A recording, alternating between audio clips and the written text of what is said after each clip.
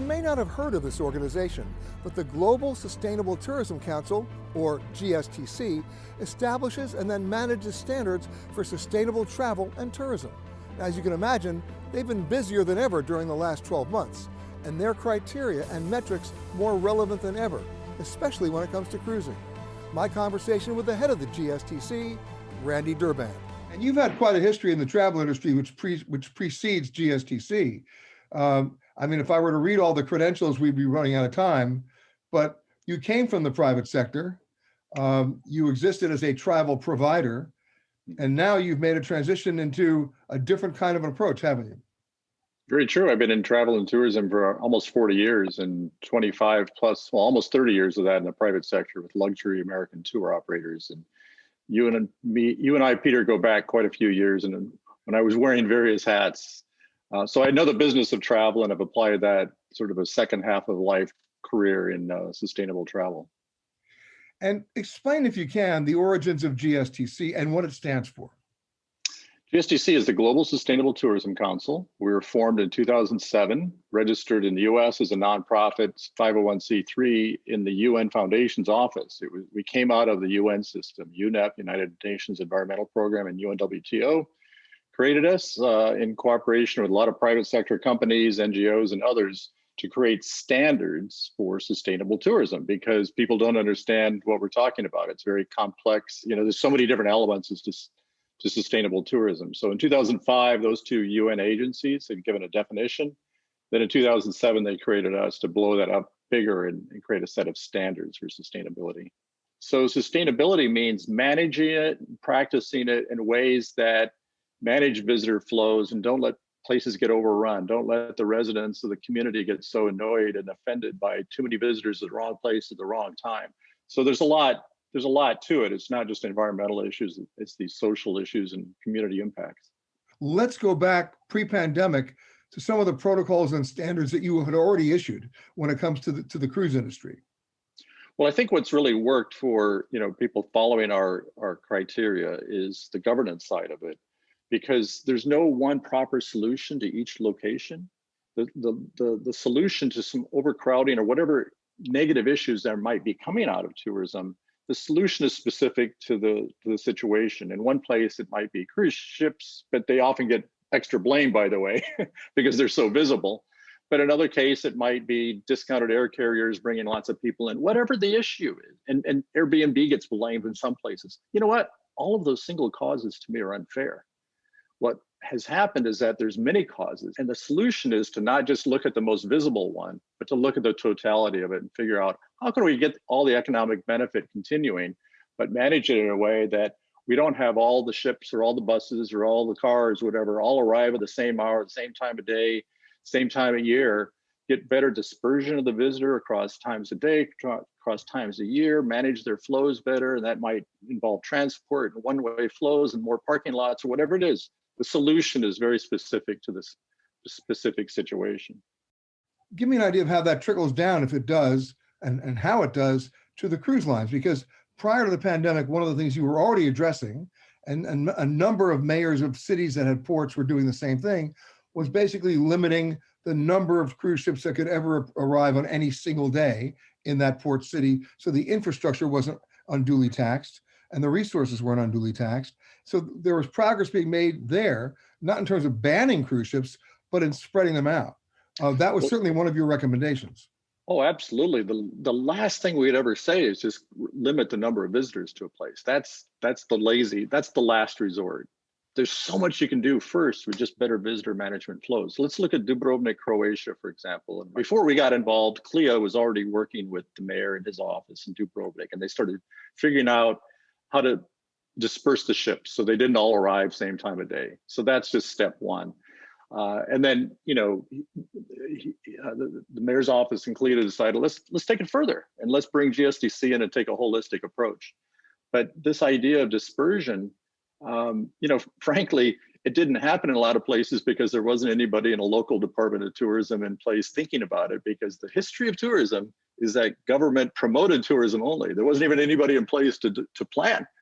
So a revolution that's happened just in the past 5-10 years in the world is that governments around the world have realized tourism is important, it's big, it's gotten so big that we need to manage, and we didn't even realize we needed to manage. Historically, tourism just happened. And so this is a pre-pandemic awakening that we started to happen. And again, the pandemic gives us an opportunity to take what we learned in the past 5 or 10 years that we need to manage, and now have a moment to actually manage. So this is what's happening. So we come in and do these assessments on your whole management structure. More than look at, how are you doing on this and that on plastics or whatever, we provide a roadmap to solve all the problems. None of them get solved overnight, but to develop plans of action. And that requires public participation, that requires all stakeholders, that requires public and private sectors talking to each other. It's bringing in all the local operators and local hotels and all the local people and listening to them and getting government and the private sector speaking together. That's the starting point. Is it safe to say that we're losing the traditional approach to travel in terms of seasonality, that we're no longer just going to do high season and low season? We're just going to look at travel in general? Well, we're going to have to. We have to spread visits out. Some things are kind of cultural. When all of the Chinese spill out on Golden Week and have 500 million domestic trips in a week, or Europeans are always used to having August off, and they all go and so much of the over tourism discussions was journalism in Europe talking about busy cities in August. It's largely, so we can't just all, we always say, you can't build a church for Easter Sunday. Well, you can't build a destination for, 2 or 3 weekends per year.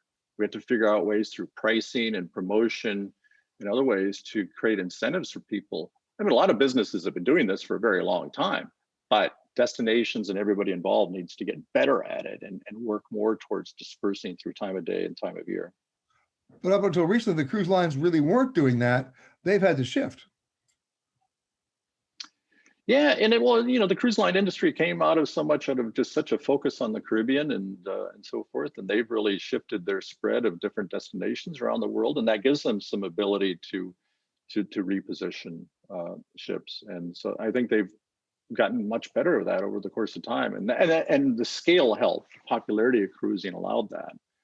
So I think we'll see that to continue. After 9/11, we learned something about the cruise industry, because they were in the most enviable position because they could literally reposition their assets. So they could move their ships from the Mediterranean to like 17 US ports. Some of those cities didn't even know they had ports, to be able to make them a drive-to destinations at a time when people didn't want to fly over large bodies of water. Now, hotels can't do that. Destinations themselves can't do that. But what are you doing in terms of codifying new standards and practices for the cruise line industry that help them do that? Well, we actually don't have particular standards that relate to cruise ship operations. We have 2 sets of standards, one for destinations, which is what we're doing at CLIA at their ports and destinations, and then our industry standards are guiding principles for most sectors, but they're really detailed for hotels and tour operators. We don't have that level of codifying for cruise ship operations. But if you're going to do that for ports, then indirectly you are. Yeah. But there's also an element of your question that relates to cruise ship operations, and I think we should create standards for cruise ship operations. And I think CLIA and GSTC could well partner on doing that. I think it's necessary because we need to look at the totality of it. But at the ports, we need, quite often, the Department of Tourism isn't necessarily always speaking with the port authorities, and that's why Dubrovnik, the work that was done was successful because the mayor personally was involved. So he says, okay, your different agencies work together. In most of the world, honestly, we haven't seen those mechanisms where the different agencies, and in fact, ports are often staffed by people who are thinking all about cargo ships and very little about leisure. So this is an element of management that I think has been lacking in the world too. The Port Authority has to get beyond thinking of what they've traditionally been focused on as cargo only and realize that, I guess when we issue this permit about size of ship and time of day, maybe we should talk to the tourism people. That's not happened historically. So that's a very new deal for them. it's a very new deal for them, and most of them still don't do it. So we need more mayors and municipal city councils and so forth to get these different agencies speaking together. I was in Dubrovnik last month, and those practices were already in place prior to the pandemic.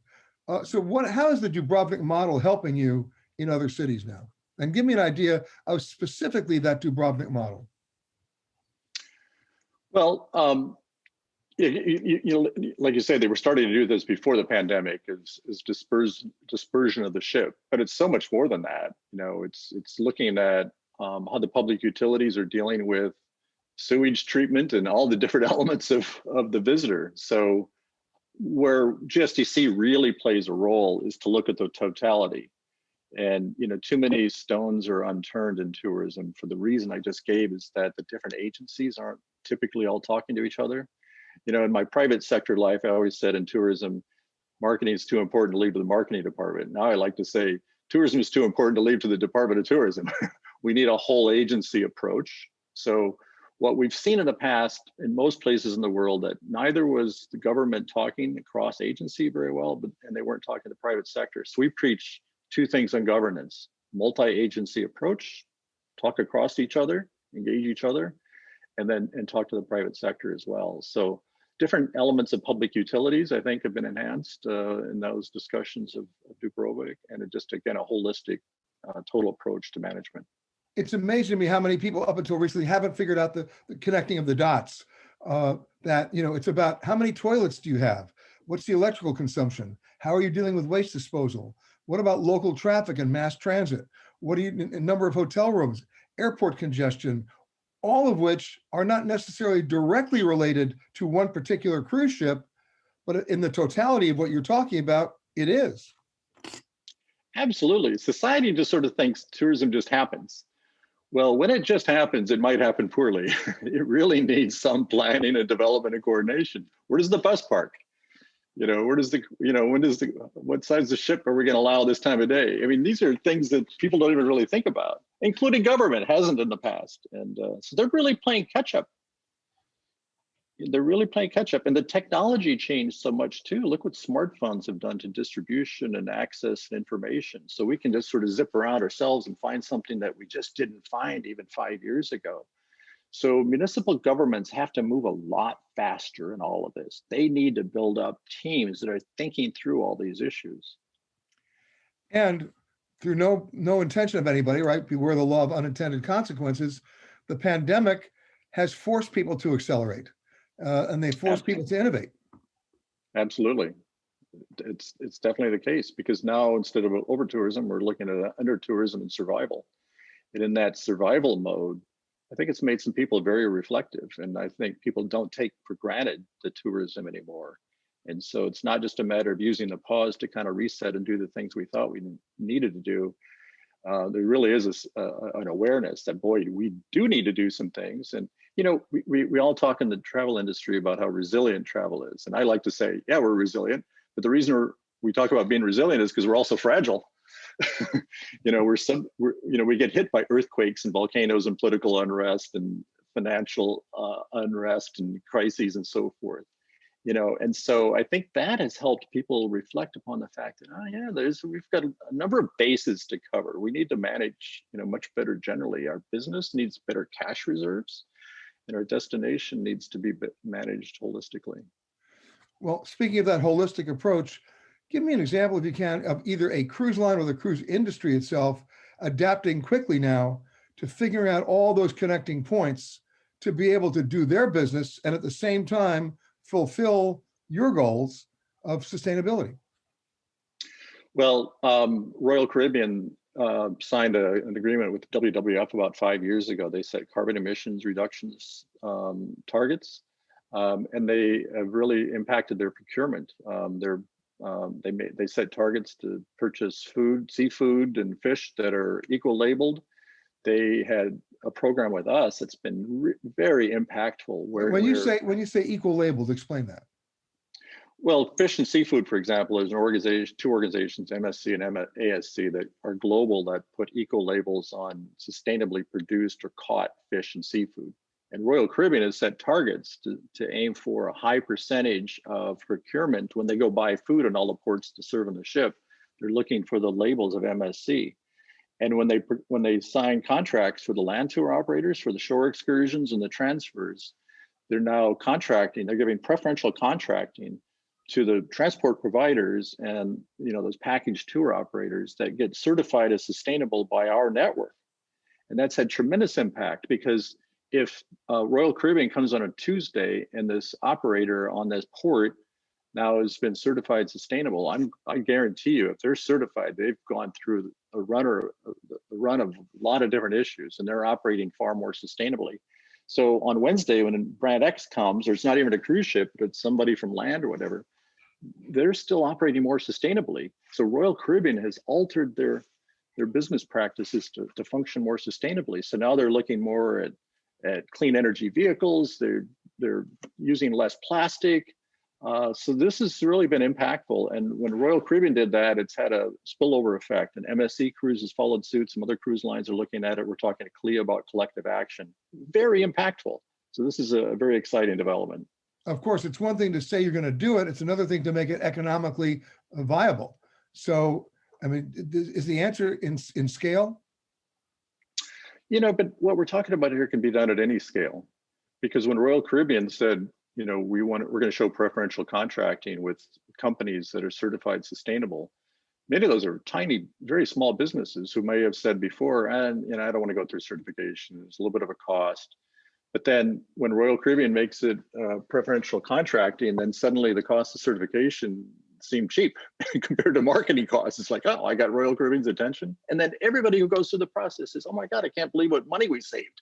We had cost savings because we're using water more efficiently, we're using power more efficiently. Everybody who goes through certification says that. They had the cost savings. A little bit of upfront expenditure here and there, but that's recouped very quickly. The technologies support tremendous improvement on energy savings and water savings and so many other things. So this has all been very impactful, and there's lots of testimonials from these tour operators, large and small. This does not require scale. It just requires will. So when you're signing contracts, what Royal Caribbean did is they said, where price and quality are similar, we'll choose the operator that's certified sustainable. And they're loving the results, and the operators are pleased with it as well. And as cruising begins to resume a little later this year around the world, what is it going to look like? Well, I think it's going to be a gradual reopening. We're going to test some things. We're going to fail here and there. But I'm talking about, what is it going to look like from the GSTC perspective, in terms of the ports that you're working with and the changes that you're recommending? Oh, well, hopefully we'll see more seaside utilities that support clean energy recharging and sewage treatment and so forth, because we've engaged people we've never talked to before. In the past, in this conversation, we've talked more about the visitor flows, but there are those kind of physical elements. The cruise ships these days, the new builds of the past 15 years are amazing. What they do on board in terms of sewage treatment and compression and recycling is just amazing. But they need the cooperation on the land side when they come into a port, that the facilities are there, that they can apply that technology properly. So it's never fun to talk about sewage and waste, but we have to. We have to do it in all facets of our lives, and certainly in travel. And so I think that's something that's changed, and I think that's an impact that we're proud of. So sometimes we talk about sexy things about, like, where the visitor is going and doing and seeing, but we have to talk about the less sexy but extremely important issues of waste. Well, I think that's one of the fundamental changes that we've seen since the pandemic, and that is a different focus on back of the house. Absolutely. Yeah, very true. And back of the house in hotels, back of the house in cruise ship, back of the house in the destination. Absolutely, these are all relatively new focuses. And as you have a more educated consumer, they tend to be, at least, more interested in the process before they're interested in the product. They are. In terms of sustainability, there's a lot of market research that shows that the traveler is more and more concerned and interested. They're concerned about climate change. They're concerned about cleanliness and authenticity in destinations.